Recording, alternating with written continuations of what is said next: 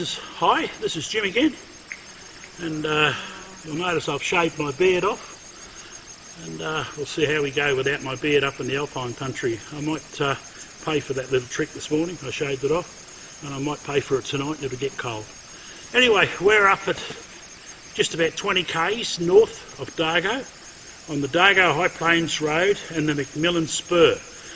This area here is called the Grant Historic Area, which goes down into Crooked River.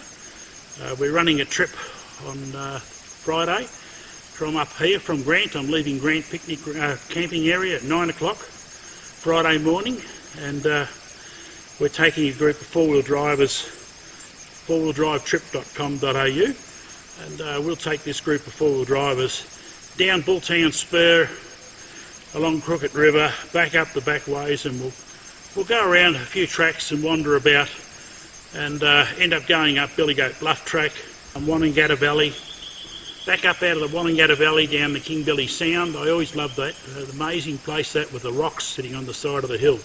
The only place up here that I know that it's got that.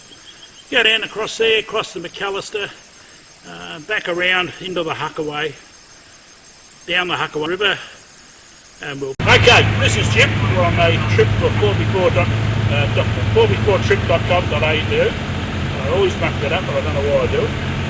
And I've got a small group of people here, from beginners to a little bit above beginners on the trip we're going to do. And as I've already set up on the first part of the tape, where we're going, so I'm not going to say it now because I'm going to keep it suspense. So okay, I've done the first mistake this morning, the first demonstration to everybody of stupidity follows you no matter how old you get. I run my main battery half flat. Luckily I've got reserves to flip it over. But stupidity will follow you everywhere, so always be warned. Okay, introduce yourselves and tell which vehicle you're driving. My name is William Cook, and we're driving a 97 Land Rover Discovery with no modifications whatsoever. Now, but we've been debatable. Told you I'd be serious about a minute. Yeah, go on, what are you doing? I'm Justin Defender, and I drive a 98 Hilux with probably everything it needs. So that's a real car, we tow them. Yeah, Nigel Merton, we got the Toyota Prado. And the wife and two kids. Wife and two kids. Yes. Now, I'm allowed to lose the kids down mine shafts. You want the wife done in as well? I think I heard he made it World Street last year for 10 grand for his wife, but I'm still waiting for her to pay.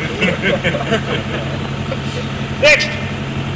I'm Matthew Canfield, and I drive a 96 Checkaroo. Okay, Dave. And the kids looking forward to walking across the river, dragging the ropes across the river to get across. We'll get the kids to walk the rivers. Yeah. Oh, now I'll turn the camera off because I'll do the prim and proper stuff for the convoy procedure. No, I'll do it on. Be serious, do it on video. Okay. Remember, common sense has got to be at all times. When you're going downhill, you use the engine as a brake. You do not have brakes. You do not touch the brake pedal, especially if the track's wet, because all you do is run into the vehicle in front of you. The person gets out of the vehicle and gets really rude to you and insulting you. And when I stop laughing, you might be really offended. If it's my vehicle, it's a different story. I might come back with a chainsaw. Do some technical adjustment to yours.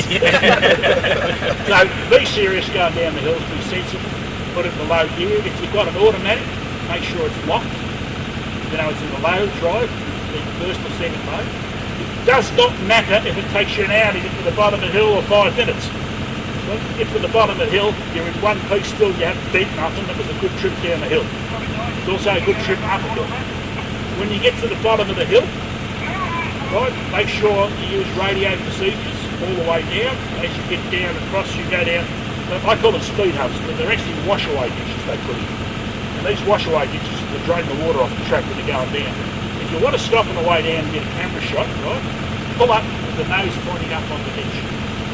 I mean, it won't be too bad today, so it's a bit dry, but it's a good trick. Pull up with it where his nose is sitting on the ridge, and you stop there. If you see the other vehicle in front of you, wait till he disappears out of sight, then keep going again. Because not only can you run into the back of people, but you send rocks bouncing down the track, and that gets rather annoying when they come through your back windows. It makes it a cold weekend. And we won't talk from experience here. Okay, when you get out of the creeks, I don't know who's done creek crossings, who haven't done creek crossings. I haven't really looked at all the brakes in the vehicles. If you've got drum brakes, it's a slightly different set of rules than it is if you've got disc brakes. I've got a combination of drum and disc. Whilst we're on the flat country down there, when you've been in a river and you come out, you have no brakes. They're full of water. They won't work.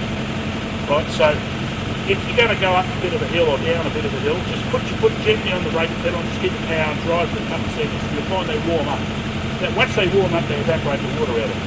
But if you're going in and out of river crossing continuously, it's a bit stupid to do that. Just accept the fact you've got no brakes and take braking precautions. When you go across a river, there's three things you must always do. Pick your course before you go across.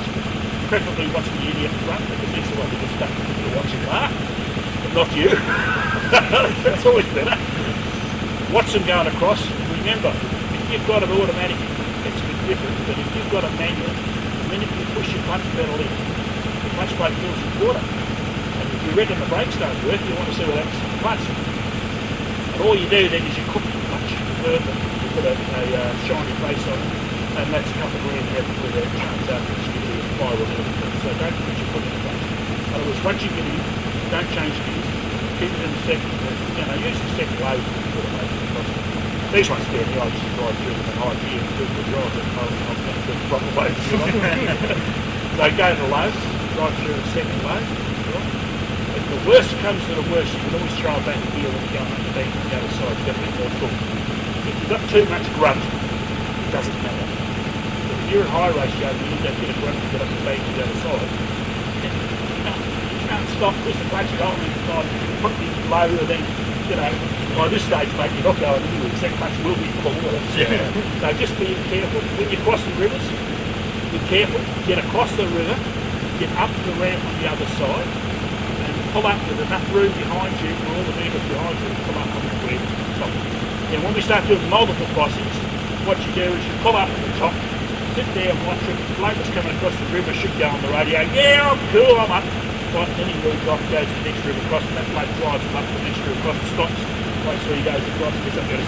Now the reason for that, on these crossings here you don't have to do problems, okay? But it's a good habit to get into. Because the reason for that is, if the vehicle gets stuck in the river, you've got one problem. If the bloke's 2 foot behind his bumper bar, we've got 2 problems.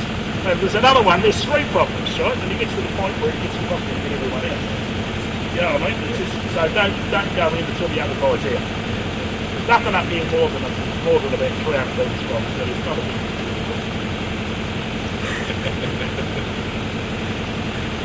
Is that poker face, wasn't it? Now, have fun. Right? Remember, when we get to a junction, any junction in the road, pull up, and the vehicle behind you flash your headlights at it, or tell him on the radio, okay, I can see it. Right? Whatever you do, don't leave that intersection till you finish. Now what happens is, if you imagine we drive out and I'll get to the intersection and stop, the next bloke will stop there, I'll drive up and so forth. Eventually going to get to the stage where we're doing this better, I won't have to get back here and go, you won't have to do that, I'll go to do this. If everyone stopped at a corner, unless you realise that the front vehicle that's supposed to be there, it's been too long, it's going on. So, common sense, please consider common sense. Now, all mine shafts and everything else, any mine shafts throwing children down because you're not wives, do not photograph. Do not take GPS readings for the nuggets will make sure it works. And make sure you have your mobile phone turned on because the GPS system will tell you you're using that exactly. I told you I wouldn't be serious for too long. Righto, when we leave here, I don't know if you've aired down your tyres. I've aired down with 30 odd pounds. That's dear enough. When we're up in the mountains up here, climbing up down the mountains, because it's an old gold mining area, a lot of the rocks have got square corners on them. That is sharp here. No, they don't have some fire. When you get down to the rivers, and there's beautiful riversides down here, these rare ones. When you're driving across the rivers, don't do that. Don't do it. On top of the wheel. Put your thumb in the wheel, I'm sure you that will happen. Very not nice suspension at the moment, rubber hurts. And so don't be stupid, right? If you bend your car, or you get stuck, stop and have a think about what you've done. Don't sit there revving the engine out and feeling really heavy. If you keep yourself right in, I'll come back and throw a shot at you and start laughing. like that. In other words, you're stupid, I'll let you be stupid. So anyway, let's have some fun. Now, who's going to be in the back? You want to go to the back? You up the back of this. I'll go in the back then. And don't forget, one of the tricks I always do when I'm up here, I've already put my rescue kit in my front seat of the car, front on the floor. What happens is, if you have it in the bag, I can tell you a great story about that. We had them in the back of the car and I told this bloke in the car, no, we'll do it in front. Oh, step it over that stuff, we'll do it. You do it in front of the car. No, you don't need it. Well, we were a few days from there going down this real deep, like you'll see like this on here and stuff. Anyway, we're half up, it's 2 o'clock in the morning, it's beautiful white out, anyway, he says, oh, I'll get the rescue gear. I said, well, I'll walk up the hill, drag the winch cover up the hill, so you can get with the, look at the tree. He said, oh, okay, it's in the back. All right. So I walked up the hill myself, and we opened the door, beautiful twilight, beautiful lights, with birds lights on the car. It was so beautiful. Stuff going this way, stuff going this way. And it was so wonderful because it's the first time I ever heard swearing. He said, knocked him all over. And we had to go back up the next day to find the generator. And of course, if there had been a video running, it would have been that you wouldn't have heard nothing from him because I was laughing. Told me.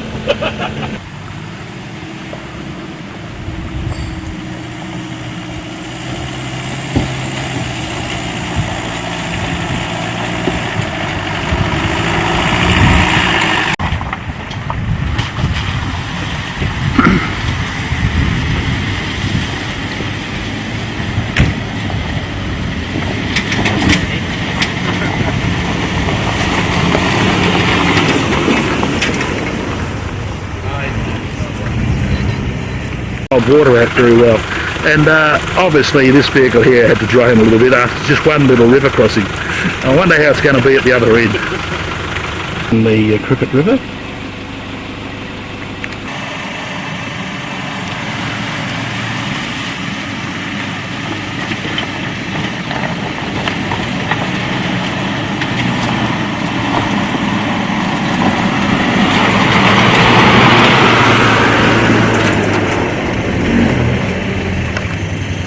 40 years when I first saw them, they're still standing.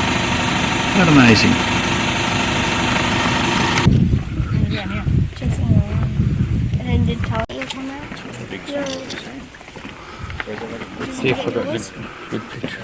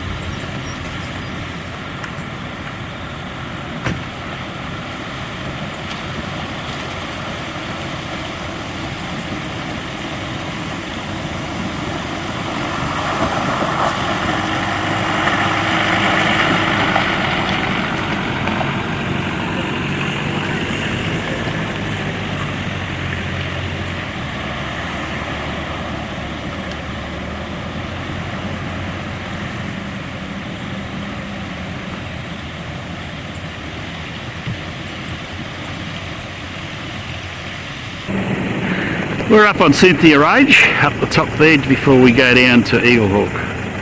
And that's the view. Beautiful. And I haven't lost anyone yet. We have lost the number plate. We haven't lost anyone yet. Yeah, they're all coming. They're all coming. Of course, it's on a Land Rover and it's a number plate missing. He's telling me that. It's probably not registered, but we won't say that.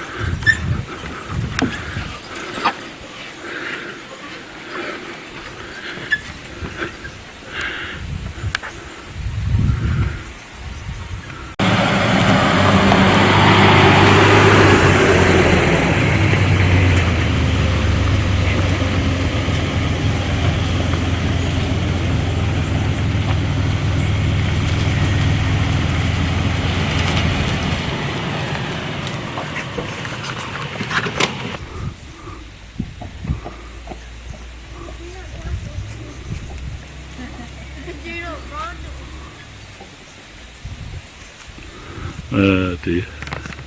I'm shaking it for him.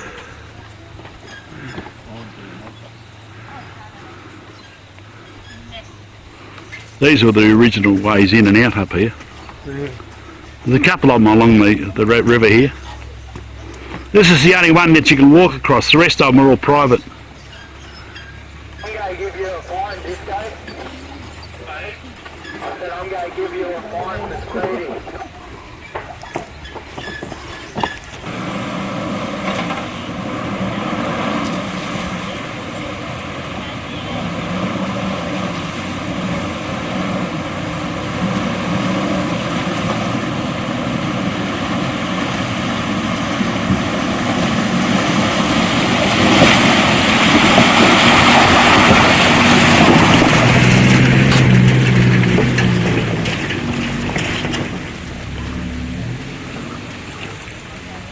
Next place.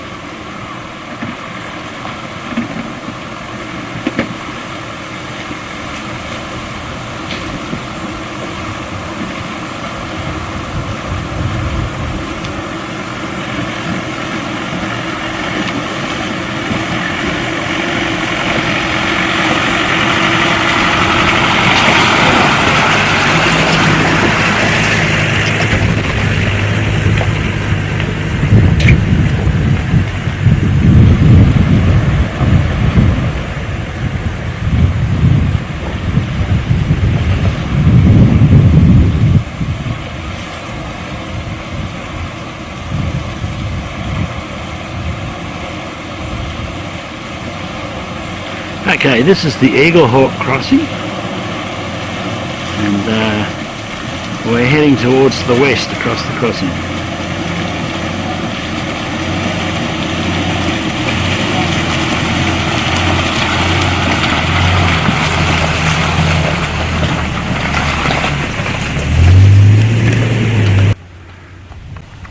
Okay, here we all are at the base of Billy Goat Bluff, about to do the Billy Goat Bluff climb.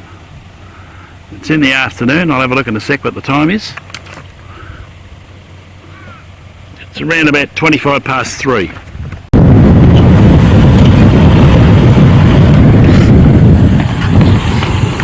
see what I mean about the narrow bit, don't you? Hey? It's narrow there, yeah. And if you can see down the side, you'll be packing yourself.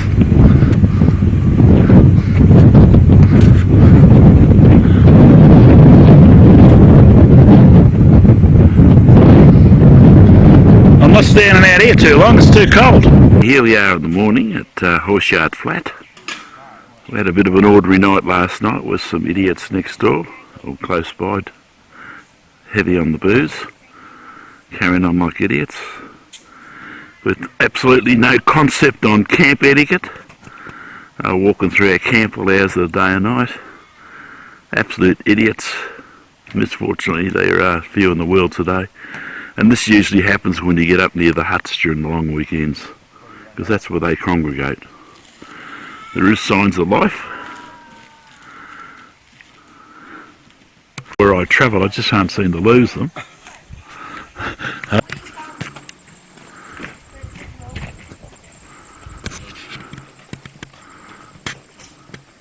The new family homestead. That's coming out of my shoes.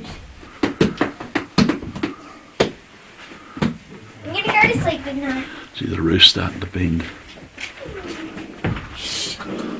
A long time since I've been in here. Is this them? No.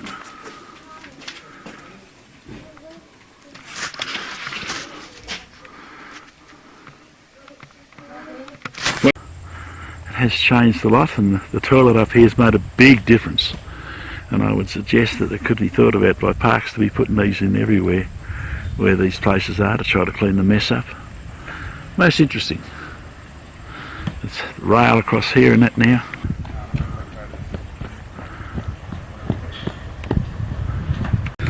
Okay, we're in the Wonnangatta Valley at the old Wonnangatta Stockman's Hut. Has been painted up and that. But I would seriously question the vehicles access right up to the edge of the hut. I believe it should be ended. They should be moved away.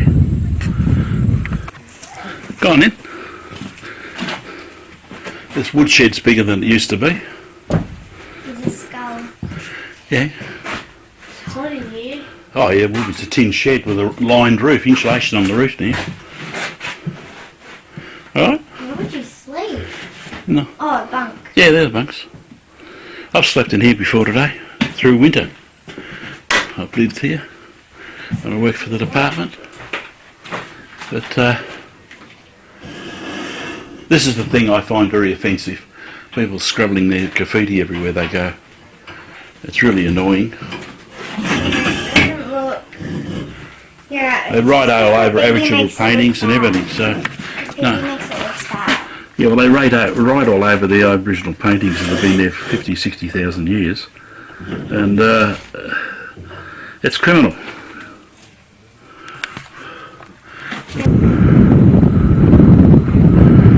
Changed a bit. Step layout. That's her there. And I believe it was that bedroom there that the murder took place in. And then they took him up Dry Creek, or Dry River, which is up over there, and the body was buried up there.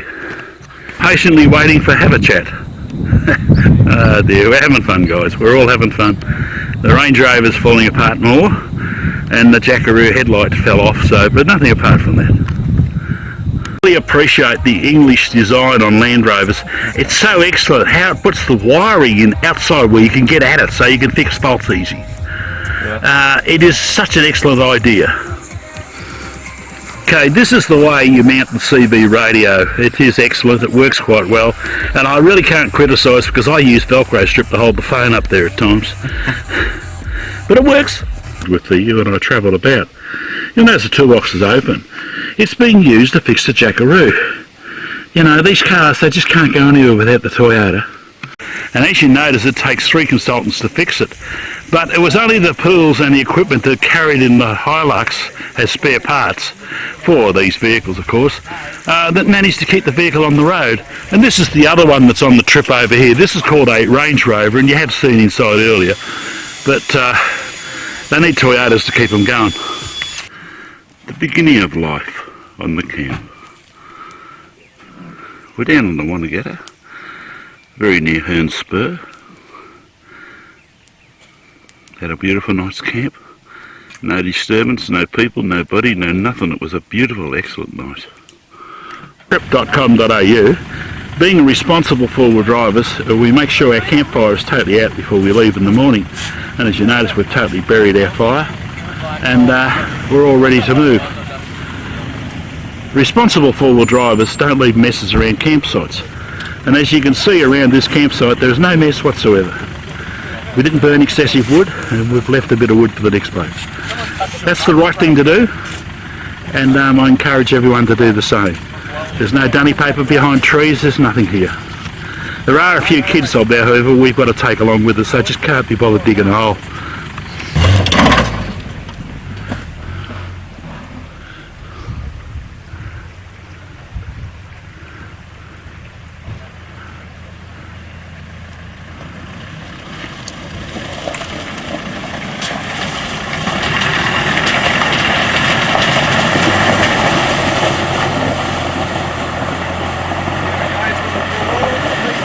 Don't keep going, it's too deep.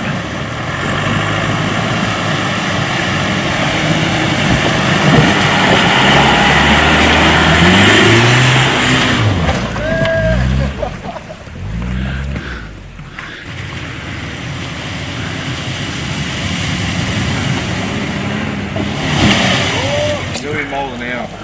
Oh yeah.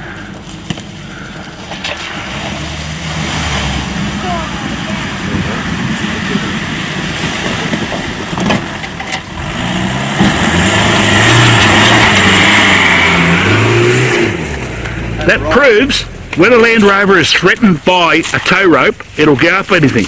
Up to it, which is a good thing. And we're going to have a quick look to see how it's standing up to the top. And the massive amount of dust that's in here is unbelievable. Absolutely unbelievable. So many vehicles. I've never seen so many in here. This is the idea of stepping over into the cemetery. And I'm not too keen on climbing over things now. I'm liable to fall over and hurt myself. So, disabled access, poor. By the filmer. Work that out. Spur and Howard Road, we're just at the top of Zika Spur. And I've just pulled up. And the Parado's broken a bit of suspension. And the Land Rover's starting to suffer seriously, little bits of problems here and there. Definitely showing the signs of its age. And I'm just waiting for the guys to come. They'll be here in a minute. This is the most dusty I've ever seen. Look at my solar panels, covered in dust. This is probably the dustiest I've ever seen this place. It's dry as.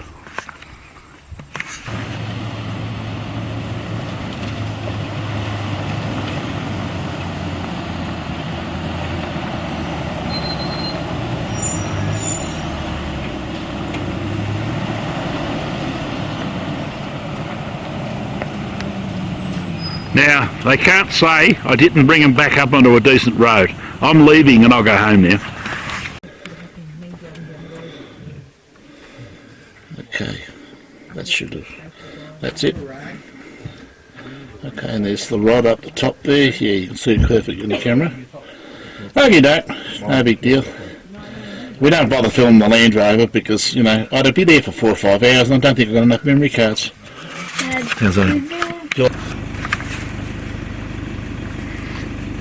In Billy Sound, and it's the rock formation down the gully here. We're just going to go fix this up now. Get the wires out. This is put them back in. This is typical with the Range Rover. Oh, okay. They're blocking the road. Yeah, probably. That's the tape, mate. All good to go? Not yet, another like 5 minutes or so. Absolutely. Not even 4 minutes.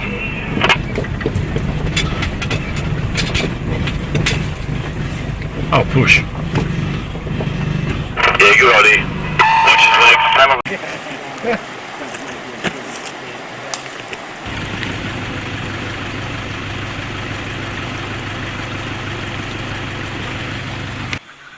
This is where we slept on Sunday night on the Huckaway River.